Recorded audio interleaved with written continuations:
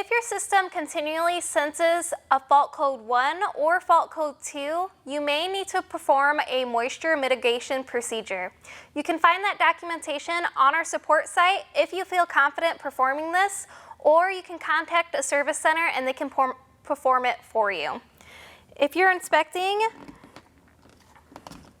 your touchpad to see if this procedure has been done, remove your touchpad and harness, and then you can check to see if any liquid tape sealer has been applied to your harness connections.